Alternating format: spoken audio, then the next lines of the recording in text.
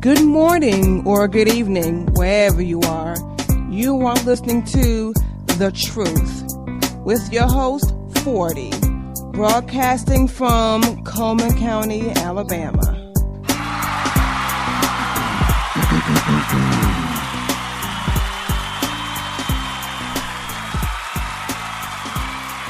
Good morning. It's 1 a.m. here. Welcome to The Truth. I'm your host, 40. I apologize for I haven't uploaded a show in a while. I've been really busy working. As y'all know, this isn't my job. You know, I have a normal job. I don't make any money off of this show. I just do it because I think people need to speak up for liberty and speak from a from a viewpoint that is nowhere in the range of Republicans or Democrats. But there's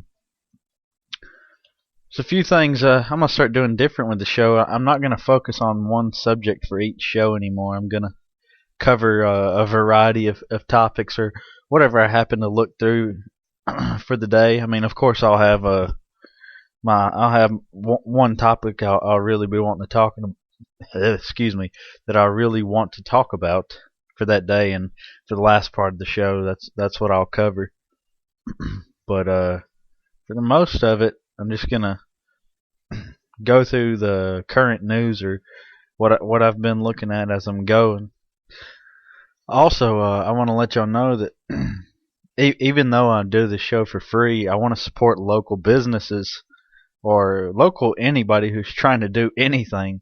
So if you have or know of someone who owns a local business in Coleman County, Alabama, let me know, and I will, put an ad on our page for them, or mention the business and breaks for the show for free, and no charge for any kind of ads that I do.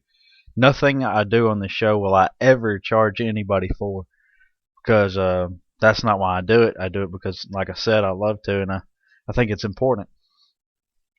Also, I want to let y'all know, however, there is a business I am starting, that I've already made a few sales from. I was thinking one day about how everything is made these days. It's made to be replaced. Nothing's made to last. And I was thinking about how everything's made so different than it used to be. Used to, you had, individual artisans making, certain objects or whatever. You have a blacksmith and you go buy things from him, but now everything's just mass produced, and you have no kind of real like customization or anything like that. So I want to make this business I've started called Fortner's Frontier.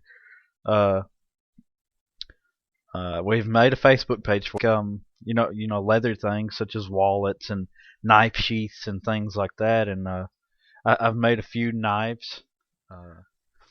I've made some tomahawks. But yeah, I'm gonna start doing more blacksmithing and more leather work, and some woodwork, and eventually I should have a good amount of handcrafted things to sell. I just I got a lot of things that would be great for gifts. We've made a couple pipes, some tobacco pipes. We didn't buy any wood or anything. We just went out in the woods and actually cut a limb down and made them out of limbs. So be sure to like our Facebook page on there and keep up with all the things that I'm working on. And if you're into that kind of thing and the outdoorsy kind of stuff, and check it out. I think you'll like it. I have a lot of fun doing it. So as I was going through stuff, I was trying to see what I was want to talk about today. Just looking through all the media Facebook pages like CNN and Fox and all the people who feed the country a bunch of bull crap. I saw something about the whole Justin Bieber issue. I don't know if y'all have seen that, where apparently they were searching his house for evidence that could link him to an egging of a neighbor's house or something like that. Something stupid. Who really cares about this stuff? And apparently they found drugs in his house, and it could possibly be, uh, it could possibly belong to a guest who is staying in Bieber's home. Who cares? There's a lot more important things going on than that. But I was looking on CNN's page earlier, and something about Chris Christie, and people were just going on and on and on. Figures he's a Republican, and shut up, Democrat, you're stupid. And I posted on the page, on the Facebook page. I don't know if y'all saw it about, are people really believing this still? Are people still really on the Republican and Democrat bandwagons? People still haven't realized that they are no different from each other. They both care about control, and neither one cares about individual liberty. That's for sure. Republicans or Democrats. Let's see what we got going on here in the news. There was something I was wanting to talk to y'all about. I can't recall what it was. Oh goodness, see if I can find it here. Plenty of stuff about Obama always, and then you got the Obama sympathizers. So, stop making fun of him. Bush sucked. Yeah, Bush did suck, but so does Obama. Just because Bush sucks doesn't mean Obama doesn't. They're no different. Bush just carries on with the same orders and acts that Bush put into place. And the faster people realize that there's no difference, the better off we'll be, and the faster we can get our, hold on to our liberty and maybe get some of it back. But let's see what else we got here. A lot of stuff going on in India here. I keep seeing a lot of stuff from Al Jazeera on India. I'm not sure what this is all about. Yeah, it's telling who, the story, who they are, who they're talking about, but I don't know who these people are that they're talking about. Turkey's prime minister making his first visit to Brussels in 5 years has faced sharp criticism from European Union leaders over a crackdown on the judiciary and police. European Union leaders. Who cares about the European Union leaders? Well, here's something from Fox. In this flashback clip from 2007, President Obama rails against the Bush administration's warrantless wiretapping. He says, "I will provide our intelligence and law enforcement agencies with the tools they need to track and take out the terrorists without undermining our Constitution and our freedom." Sure you will, Mr. Obama. Sure you will. That's funny because that's exactly what I was just saying. They just proved my point that they are no different. Sooner people realize that, the better off we are. Oh, yes.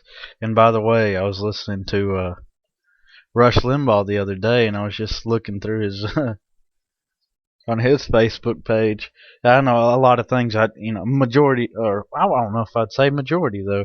A lot of things that Rush Limbaugh says I disagree with, but this I listen to him every day just to see what he's talking about. It says it's on here about Obama saying that unemployment benefits help create jobs because that person gets that unemployment and goes and buys something. And the more people are spending their unemployment in stores, the more employees the stores need to sell things. That is absolutely ridiculous. And so he's basically saying that give people money to not work and it'll create jobs. That makes no sense whatsoever. But hey, whatever. Obama's smart and he's the savior of all, isn't he? But whatever, dude. That really cracks me up about a lot of Democrats is they get all worked up over people picking on Obama. See, that's the problem is today people aren't concerned with liberty and freedom and the Constitution they're concerned with supporting their side, their party, or the person that they think uh, deserves the position. Um, nobody can justify the things Obama does. All they do is say, well, Bush, we could still have Bush, and he's worse, or and well, you got to give him time. You got to give him time. We got to just trust him. That's the problem. I don't take sides with any president or any politician. Every politician should be under a microscope. All right, Bush isn't the president right now, so why even bring him up and say, he did this, so why are you accusing Obama? It doesn't matter.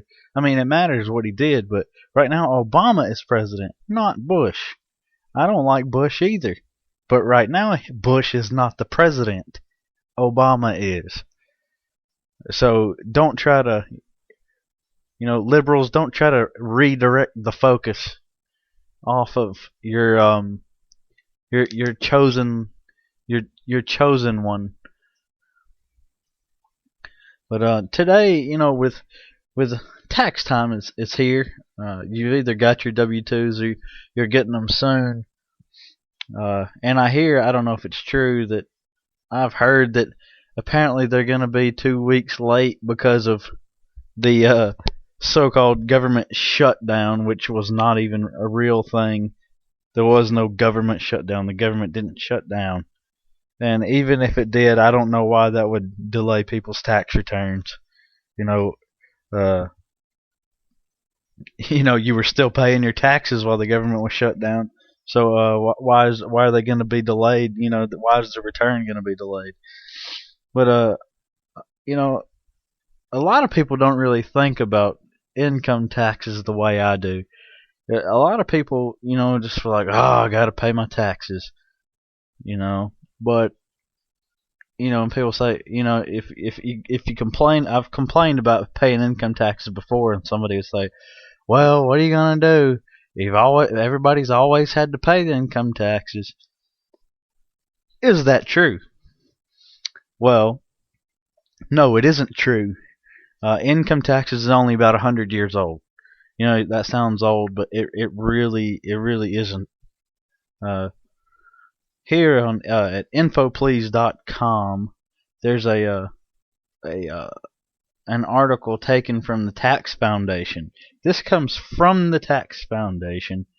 It's called The History of the Income Tax in the United States. I already know the history of the income tax, but I wanted to read y'all this because I think it really it tells it a little better. And of course, everything that I say on this program, I want you to go and check it out. I don't want you to just believe me. I don't want you to just believe anybody.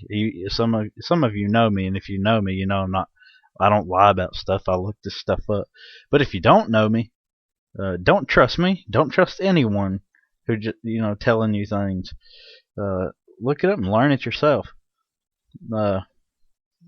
Because I could be lying to you. I'm not, but you don't know that unless you look it up. So this is here, infoplease.com. The source of this is the Tax Foundation. It's called The History of the Income Tax in the United States. It says the nation had few taxes in its early history, and we know this.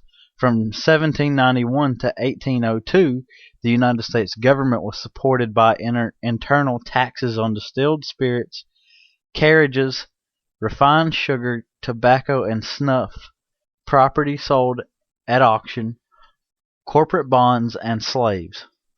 The high cost of the War of 1812 brought about this nation's first sales tax on gold, silverware, jewelry, and watches, which, by the way, the War of 1812 is the last time this country fought for freedom.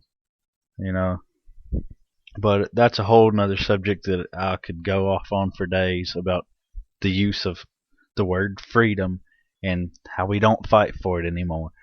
But anyway, in 1817, however, Congress did away with all internal taxes, relying on tariffs on imported goods to provide sufficient funds for running the government. relying on tariffs on imported goods to provide sufficient funds for running the government. So you see, that's all they needed to run the government back then was tariffs on imported goods, because the government wasn't huge and out of control then. And the nation had few taxes in its early history because that was one of the reasons they were getting away from England. Not only, there were other reasons, but they were being taxed ridiculously, and they didn't believe in taxation.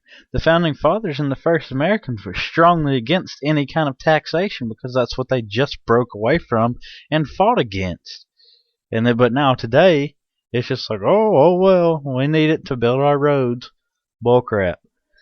In 1862, in order to support the Civil War effort, Congress enacted the nation's first income tax law. It was a forerunner of our modern income tax in that it was based on the principles of graduated or progressive taxation and of withholding income at the source.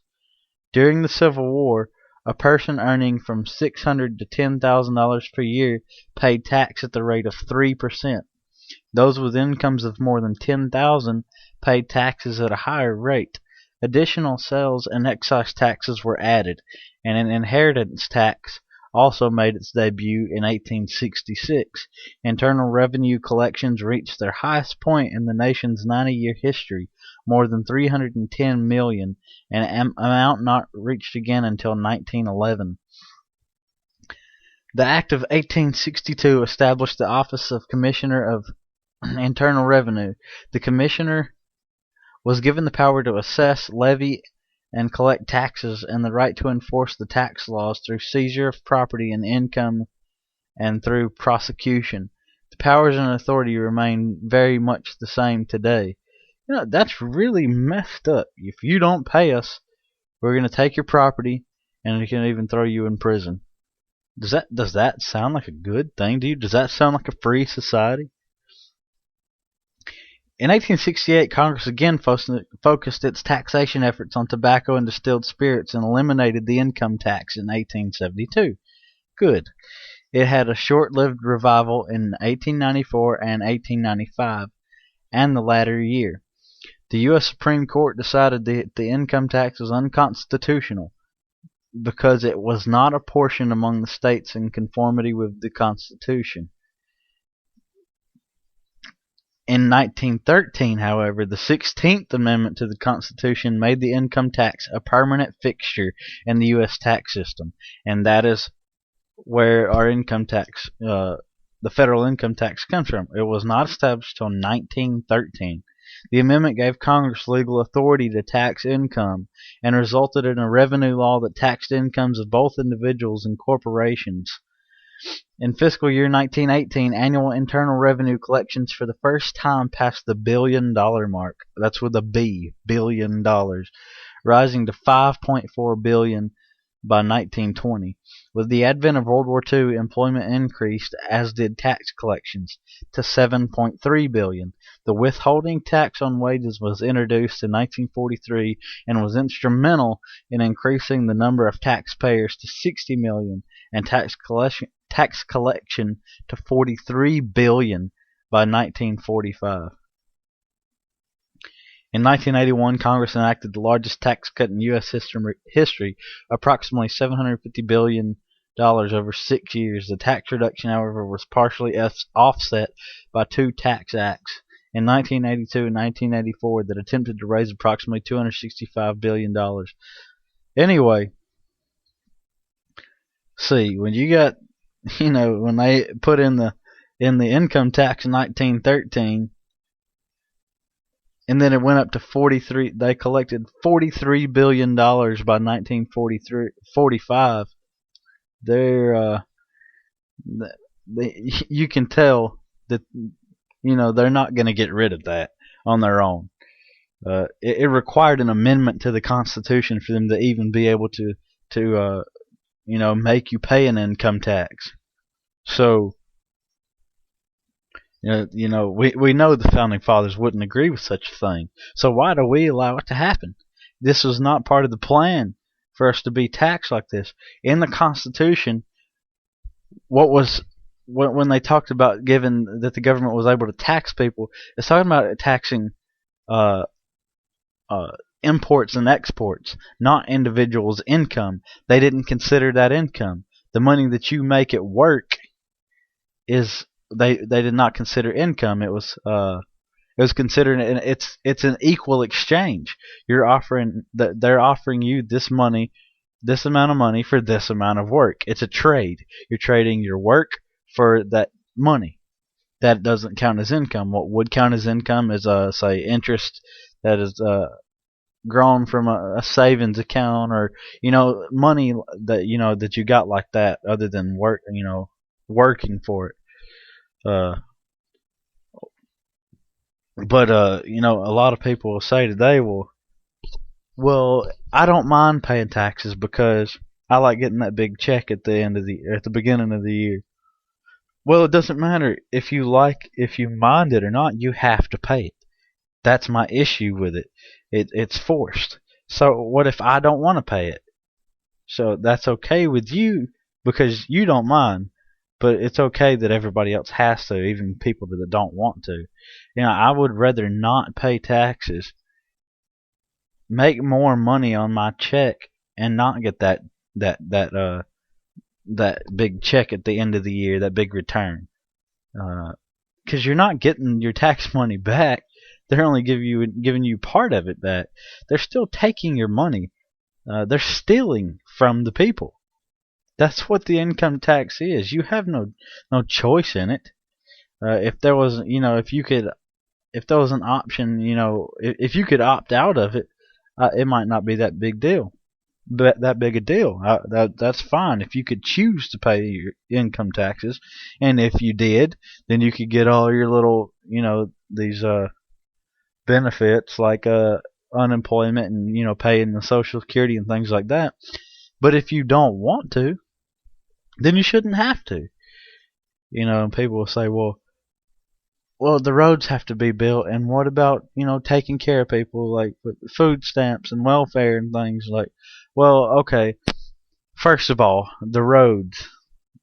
That's a completely ridiculous argument, because you mean to tell me if the government didn't keep up our roads that a business wouldn't do it? You better believe they would, because all these businesses, say Walmart and all these businesses in town, if there's no roads kept up to go to them, they wouldn't get any business. So somebody's going to step in and say, hey, all you businesses, if you pay us this much a month or whatever, sign this contract with us, we'll keep these roads up and running so people can get to your business. And of course, the businesses are going to pay for it because they need people to have a way to get to their company to buy things from them. That's the way a market, that's the way a free economy would work. It doesn't need the government. So no, the tax money is not needed for that. It would get done. The people would get it done without the government and without taxes. And even then, what if I don't want roads? I should have to pay for them. The issue is force. That's the problem. Now, as far as Social Security and things, they say, people will say, that goes to our Social Security and things, like that. Well, so I don't agree with Social Security in the first place. I don't agree with welfare or food stamps or any of these things. Why can I not be responsible for my own financial future? Why can't I be responsible for that? Why do I have to give part of my check to the government for them to divide my money up and tell me when I can have it when I need it? How about each individual be responsible for your own financial future? If you want to be prepared for your future or for a bad situation, then put money back in a savings account or in your safe in your house.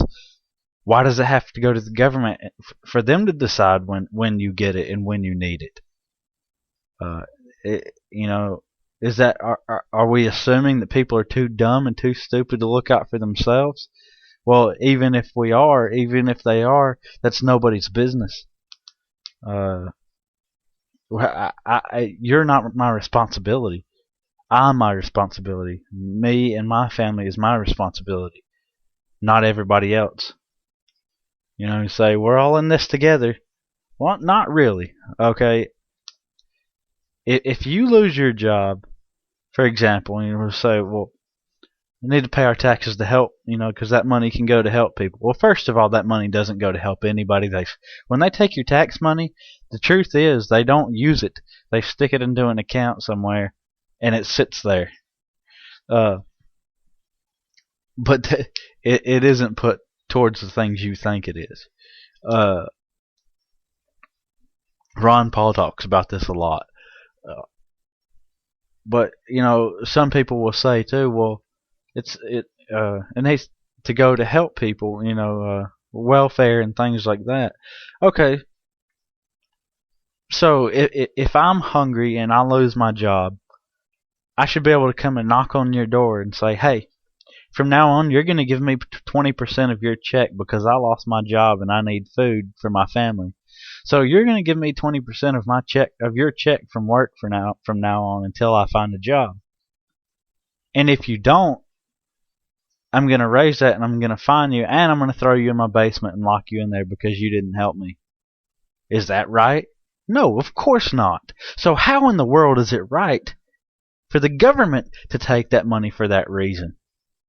You are responsible for yourself. No one is responsible for you.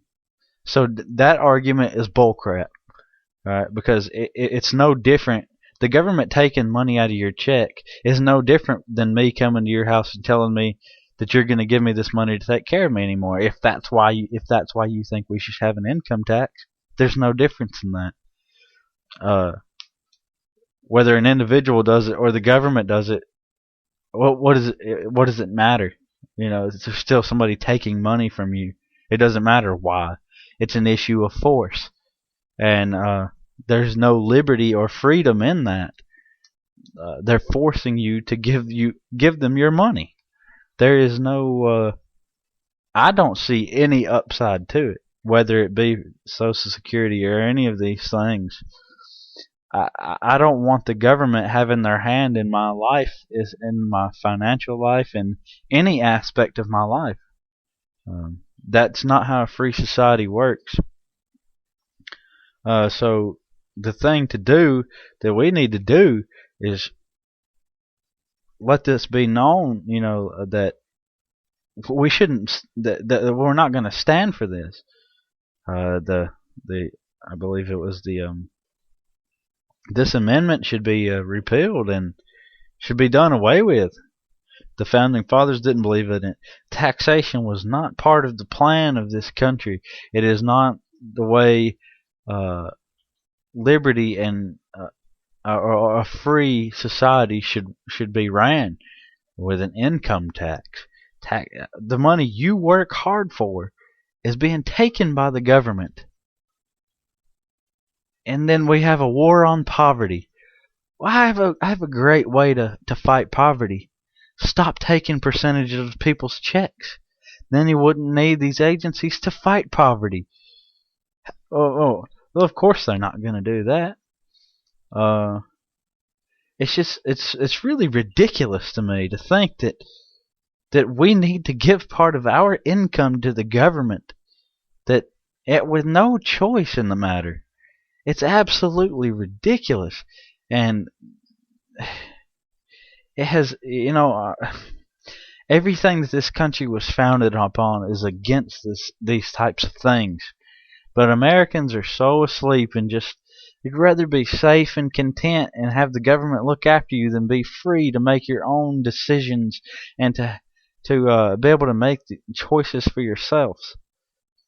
And the income tax comes into there, considering that the arguments for it are to do with Social Security and these things like this, but